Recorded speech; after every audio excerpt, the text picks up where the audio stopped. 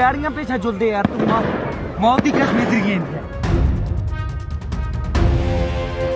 अपने आप बोले ना मुझे थी, क्या बोलते भेलपुरी खा रही थी, मेरा पति साइड में था, एक इंसान आया उसने उसको गोली मार दी यहाँ पे। उसने बोला कि ये शायद मुस्लिम नहीं है, उसने उसको गोली मार दी।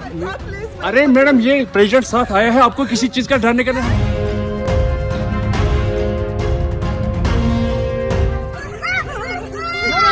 अरे नहीं नहीं नहीं नहीं हम लोग मेरे बच्चे को हम लोग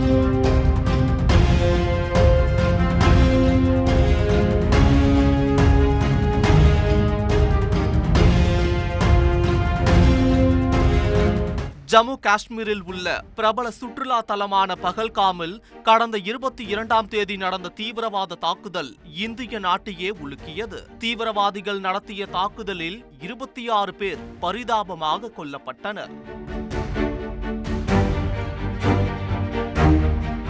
காஷ்மீரில் உள்ள இந்திய அதிகாரிகள் சந்தேகத்திற்கிடமான 2 தீவிரவாதிகளின் வீட்டை இடித்துள்ளனர். அவர்களில் ஒருவர் பகல்காம் பயங்கரவாத தாக்குதலில் ஈடுபட்டுள்ளார் என குற்றம் சாட்டப்பட்டதாக தகவல் தெரிவிக்கின்றன. பகல்காம் தீவிரவாத தாக்குதலில் தொடர்புடையதாக கருதப்படும் லஷ்கர் இ தலிபா பயங்கரவாதிகளின் வீடு இடிக்கப்பட்டுள்ளது. புல்வாமாவின் திராலில் இருந்த பயங்கரவாதியின் ஒரு வீடும் அனந்த்நாக்கில் உள்ள பயங்கரவாதி அடில் குரேயின் மற்றொரு வீடும் இடிக்கப்பட்டன. டிராலில் வீடு இடிக்கப்பட்ட பயங்கரவாதியின் சகோதரி பேசுகையில், எனது ஒரு சகோதரர் சிறையில் இருக்கிறார், மற்றொரு சகோதரர் முஜாஹிதீன், மேலும் எனக்கு 2 சகோதரிகளும் உள்ளனர்.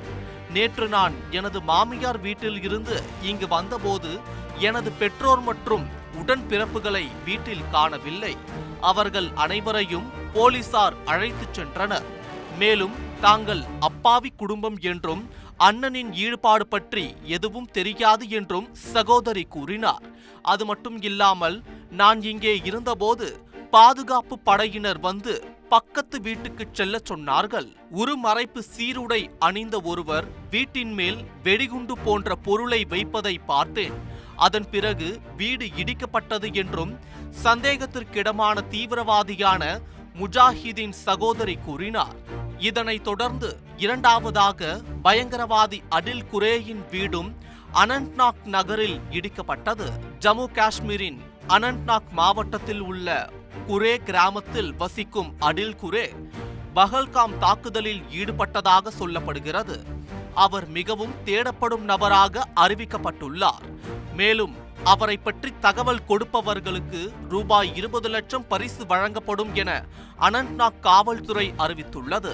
இந்த வழக்கில் 2 பாகிஸ்தானியர்களும் மிகவும் தேடப்படுபவர்களாக அறிவிக்கப்பட்டுள்ளனர். அடில் குரே 2018இல் சட்டவிரோதமாக பாகிஸ்தானுக்கு சென்றவர் என்பதும் அங்கு அவர் பயங்கரவாத பயிற்சி பெற்றதாகவும் கூறப்படுகிறது. 2008 மும்பை துப்பாக்கிச் சூட்டுக்கு பிறகு இந்தியாவில் பொதுமக்கள் மீது நடத்தப்பட்ட மிக மோசமான தாக்குதல் இது என்பது குறிப்பிடத்தக்கது.